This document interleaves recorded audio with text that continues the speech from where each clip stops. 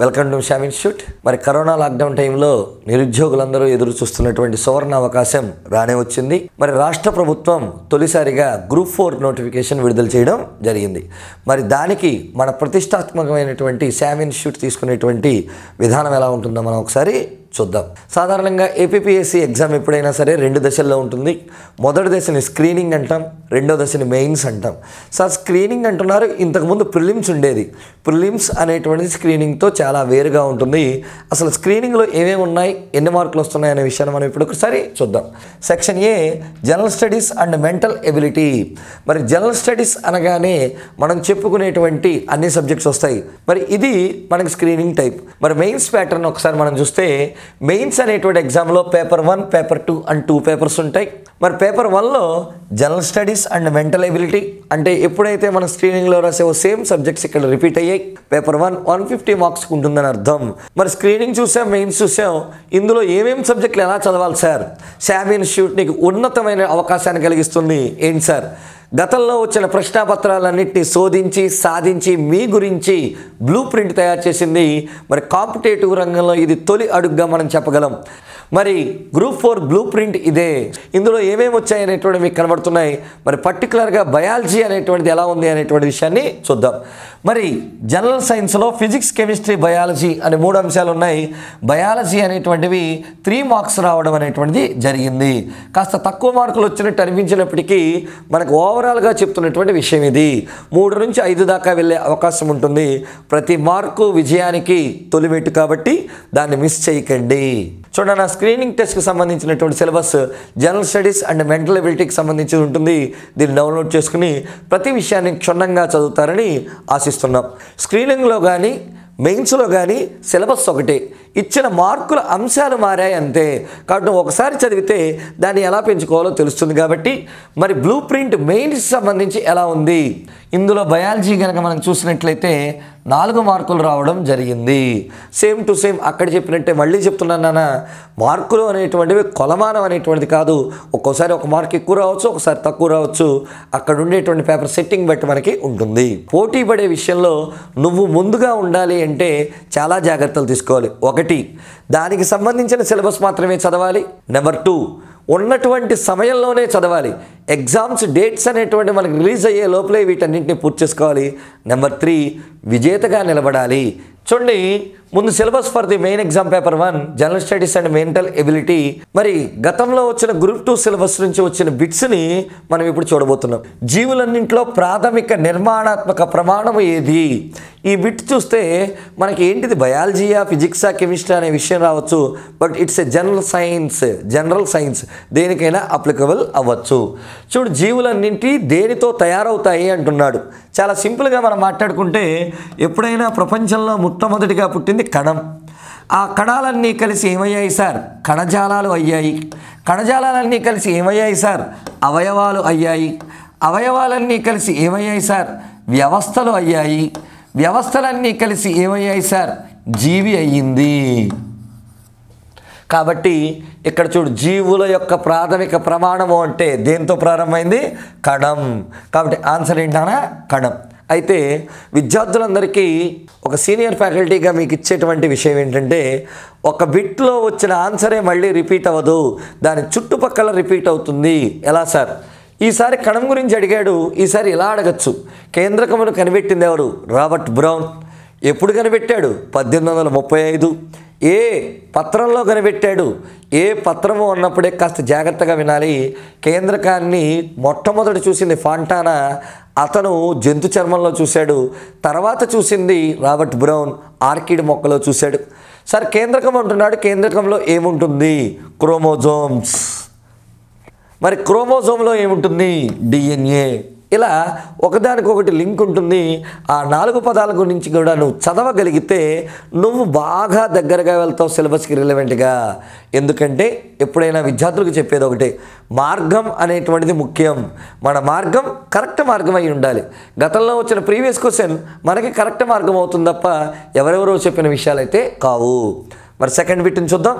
కొన్ని దశకాల క్రితం డీడీటీని దోమలను చంపడానికి వాడేవారు.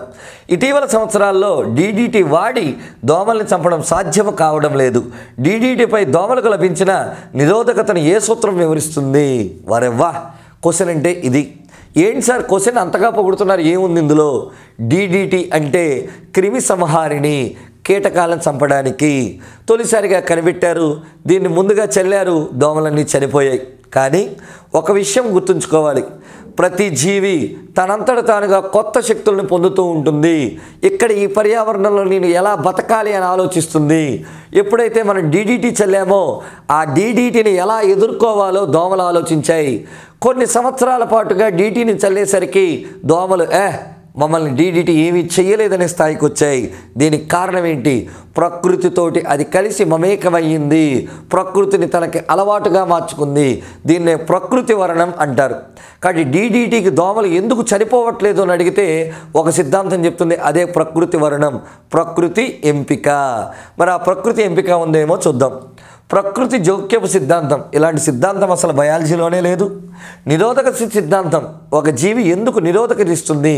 ఎగ్జాంపుల్, మొట్టమొదటి యాక్షన్ ప్రకృతి జోక్యపు సిద్ధాంతం, ఇలాంటి సిద్ధాంతమే లేదు.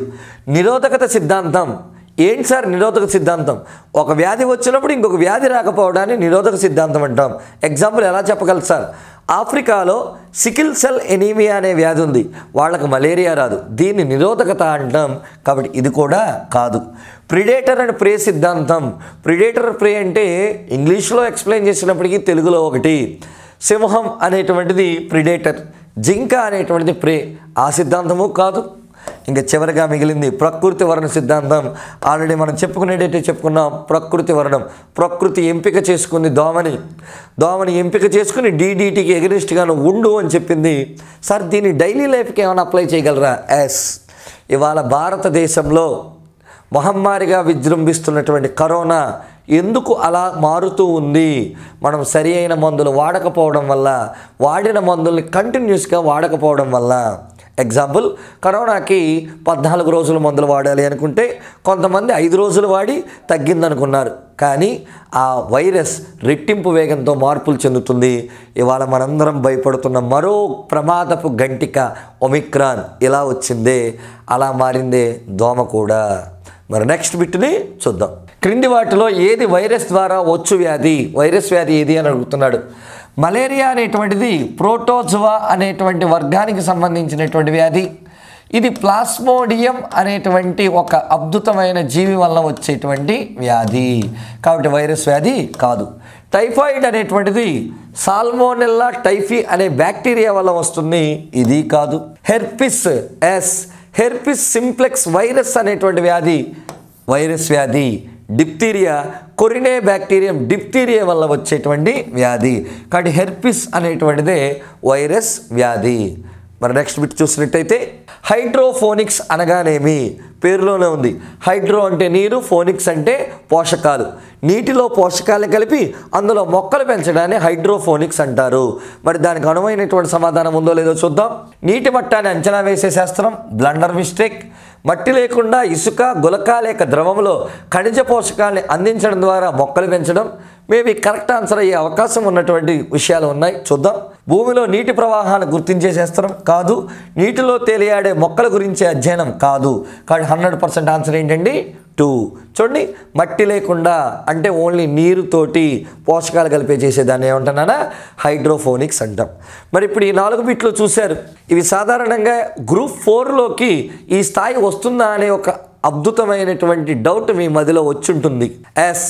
మళ్ళీ చెప్తున్నాను, గ్రూప్ 2 సిలబస్ని యథాతథంగా గ్రూప్ 4లోకి ఇచ్చారు కాబట్టి మన ప్రిపరేషన్ గ్రూప్ 2 స్థాయిలో ఉండాలని శామ్ ఇన్స్టిట్యూట్లో ఉండేటువంటి నిపుణులు నమ్ముతున్నారు. కాబట్టి దాన్ని పాటిస్తే మీకు మంచి ఫలితాలు ఉంటాయి. సార్ మరి ఇంత తక్కువ టైంలో మేము ఎలా ప్రిపేర్ అవ్వాలి? అందుకే శామ్ ఇన్స్టిట్యూట్ మీకు అద్భుతమైన అవకాశాన్ని ఇస్తుంది. మరి అదేంటో మనం ఇప్పుడు చూద్దాం. మరి శామ్ ఇన్స్టిట్యూట్ ఇస్తున్నటువంటి అద్భుతమైన అవకాశం ఏంటి సార్?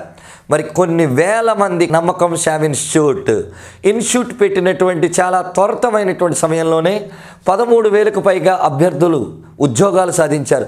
13,000 అనే పదం మీకు చిన్నగా అనిపించేమో కానీ ఒక్కొక్క అభ్యర్థికి అది ఒక విశ్వాసం. అందుకే శామ్ ఇన్స్టిట్యూట్ అనేటువంటి దాని యొక్క ట్యాగ్ లైనే ఒక అభ్యర్థి విశ్వాసం, ఒక ఉద్యోగం. సార్ నేను కూడా ఉద్యోగం సాధించాలనుకుంటున్నాను, కరోనా టైంలో చాలా ఇబ్బందులు చూశాను, ప్రైవేట్ ఉద్యోగంలో వస్తేటువంటి నష్టాలను చూశాను, ఒక గవర్నమెంట్ ఉద్యోగస్తుడిగా నేను మారాలి. ఎస్, నీ ముందు చాలా తక్కువ టైం, నీకు నిపుణులు కావాలి. దీని గురించి నేను చెప్పే ఒకే ఒక్క విషయం, ఒక వెలుగుతున్న దీపం మాత్రమే ఇంకో దీపాన్ని వెలిగించగలదు.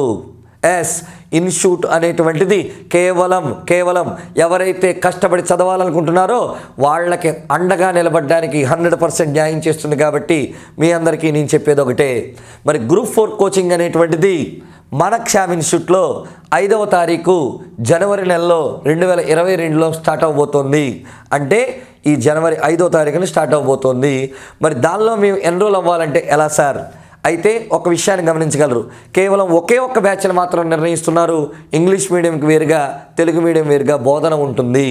సార్ మరి ఇందులో ఏమేమి ఉంటాయి సార్? మీరు ఇక్కడ చూసినట్లయితే డైలీ క్లాసెస్ ఉంటాయి. ఆఫ్లైన్ కోచింగ్ ఎవరైతే ఇన్స్టిట్యూట్కి రావాలనుకుంటున్నారో వాళ్ళకి ఎవ్రీడే 8 అవర్స్ అనేటువంటి క్లాస్ ఉంటుంది. ఎవ్రీడే టెస్ట్ ఉంటుంది. ఎవ్రీ మండే గ్రాండ్ టెస్ట్ ఉంటుంది. అంటే నువ్వు ఏం చదివావో, ఏం విన్నావో దాన్ని పరీక్షించుకునేందుకు సమయం దొరుకుతుంది. లేదు సార్ నేను రాలేకపోతున్నాను, నేను ఏదో చిన్న ఉద్యోగంలో ఉన్నాను, ఆన్లైన్ ప్రిపేర్ అవ్వాలి. క్షామ్ ఇన్స్టిట్యూట్ వాళ్ళకు కూడా అవకాశాన్ని కలిగించింది.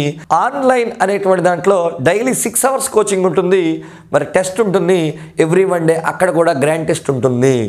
చివరిగా ఒక మాట, సింపుల్గా మన క్షామ్ ఇన్స్టిట్యూట్కి సంబంధించిన విషయాన్ని మీకు చెప్తున్నాను. ఈరోజు నీ నిర్ణయం, రేపటి నీ ఉద్యోగం. ఎస్, రాక వచ్చిన అవకాశం వదులుకోకు. అదృష్టం ఒకసారి తలుపు తడుతుంది, దురదృష్టం ప్రతిసారి తలుపు తడుతూ ఉంటుంది. అదృష్టం నీ తలుపు తట్టింది, రా క్షామ్ ఇన్స్టిట్యూట్లో కోచింగ్ తీసుకుని ఉద్యోగాన్ని సాధించండి. మీకు ఈ ప్రయత్నంలో అప్లికేషన్ గురించి కానీ, కోచింగ్ గురించి కానీ ఏమైనా డౌట్స్ ఉంటే మా నెంబర్స్కి ఫోన్ చేసి మీ యొక్క సందేహాన్ని నివృత్తి చేసుకోండి. మరి కాకినాడకి సంబంధించిన ఫోన్ నెంబర్ 9848256254. మరి రెండవ నెంబర్ 9848136254. మరి మీ అందరికీ చెప్పేది ఒకటి, నిజాయితీ కలిగిన ప్రయత్నానికి ఎప్పుడు కూడా దేవుడు అన్న ఉంటుంది అన్నట్టు మీలాంటి అభ్యర్థుల గురించే క్షామ్ ఇన్స్టిట్యూట్ వెయిట్ చేస్తుంది. కొన్ని లక్షల మంది ఎదురు చూస్తున్న అవకాశం, అందులోనూ ఉద్యోగం సాధించాలి అంటే క్షామ్ ఇన్స్టిట్యూట్ అండ ఉంటే తప్పనిసరిగా సాధిస్తామని నా నమ్మకం, ప్రజలందరి యొక్క నమ్మకం. దాన్ని మరి త్వరలో సాకారం చేసుకోవాలని కోరుకుంటూ, వెల్కమ్ టు క్షామ్ ఇన్స్టిట్యూట్, మీ అమ్మా నరేష్.